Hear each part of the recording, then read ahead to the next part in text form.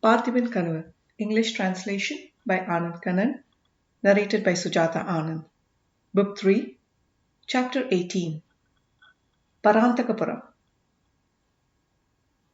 Ponnan searched the empty pavilion multiple times. He could not fathom how his king could have disappeared. He even started wondering if he had imagined the whole sequence of events since he saw Vikraman cross the wild river. The cartman and the doctor started pestering him. He paid them off with a gold coin from his emergency stash. He wondered if Vikraman might have walked away in delirium. The thought induced panic. He started running back and forth between the river and the pavilion, hoping against reason as he peeked into the pavilion every time. In his agitated state, he searched the makeshift haybed repeatedly and made a few trips down the road to Urayur, only to return to pavilion to resume his search. On one such trip, he saw a figure disappear behind a tree. The figure appeared to be that of a dwarf. He recalled the two men he saw in Kalki hills and concluded that Vikraman had been captured by the members of the cult of human sacrifice. This thought distressed and angered him. He approached the tree and got hold of the dwarf, who had not realized that Ponnan had discovered his presence. He shook the dwarf. The dwarf recovered his poise and asked, "Why are you so angry?" "There is the king!" cried Ponnan. "King? What king?" Ponnan realized his mistake, bit his tongue and asked, "Where is the man who was lying in that pavilion?" The dwarf took off his waistband, pretended to check it, and said, "I had hidden him here. He seems to have vanished." Ponnan had no patience for this banter. He raised his hand to slap the dwarf. If he had landed a blow with his muscular hands, the dwarf might have been in trouble. As it happened, the dwarf skillfully wriggled out of Ponnan's grip and ran away. Furious, Ponnan ran around searching the wooded area. It was getting dark, and he could not see beyond 10 feet. After a while, Ponnan was frustrated and was turning around to get back to the pavilion. He heard a sound like the hoot of an owl, looked up, and saw the form of a dwarf on the tree. Just as Ponnan was considering uprooting the tree, the dwarf said, "You fool! You think you can harm the devotee of Mother Kali?" An idea was forming in Ponnan's head. Just as he was polishing it, the dwarf continued, "Hey ruffian, do you want to join the League of Kali devotees? All your troubles will vanish." Ponnan laughed out aloud. "You are asking me to join the League of Kali devotees?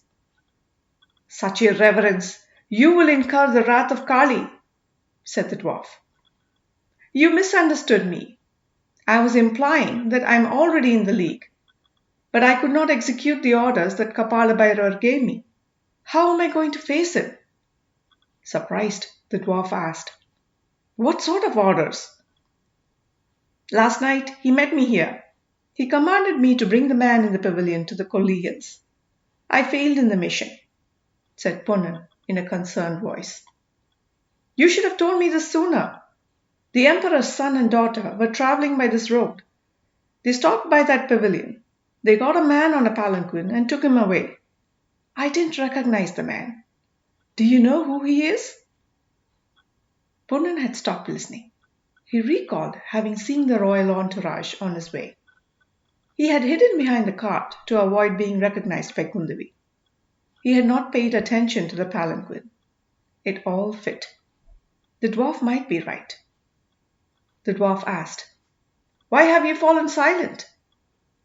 Ponnan said, "I am debating how to sacrifice you to Kali." He picked up a rock and threw it at the dwarf. The dwarf made an eerie sound that he had made when Vikraman had brandished his sword. The noise made Ponnan's hair stand on end. He fled the spot and ran towards the road to Urayur.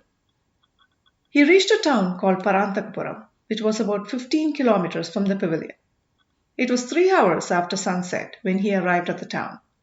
He saw that the town was all aglow with torches. He could hear celebratory musical instruments as well. When he inquired as to the reason, he was told that the prince and princess had camped just outside the town for the night.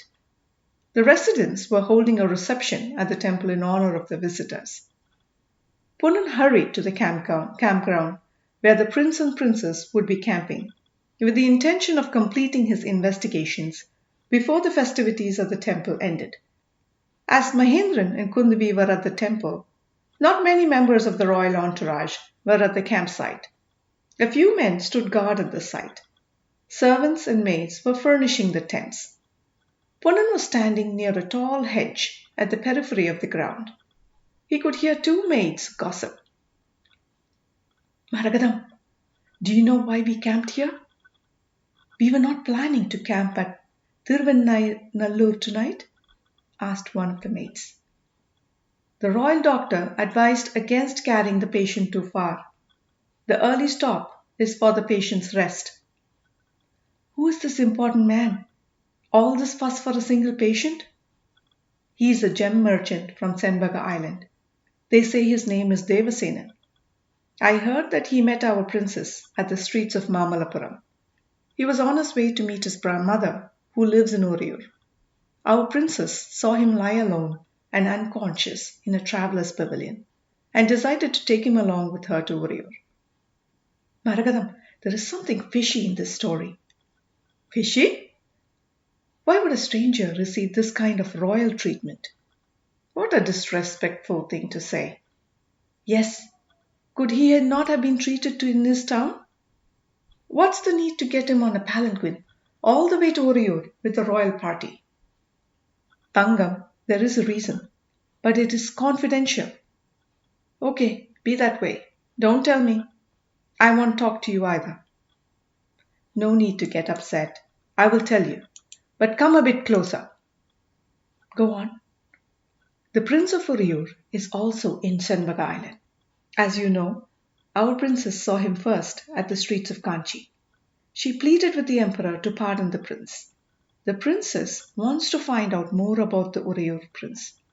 That is why she insists on taking this man along with her."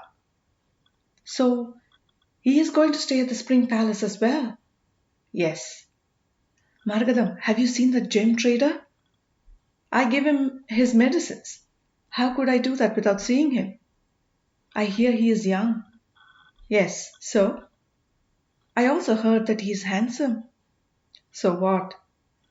"I don't like the sound of all this. Why would Our Lady keep such a man near?" "Watch what you say. I will burn your tongue if you speak ill of the princess." "When did I speak ill of the princess?" "You just started saying something." "I was not casting aspersions on our princess. I was just asking why she would ask someone like you to give him medicine. He is handsome and you are crafty. I'm worried that you might give him—" "Ouch!" The conversation faded as the maids seemed to move away. Punnan had listened carefully. He had a sense of elation that he had not felt in a long time. He walked farther along the hedge until he saw a tent that was well lit, with movement of people. He peeked through the hedge. He could see Vikraman on a bed. The doctor was feeling his pulse.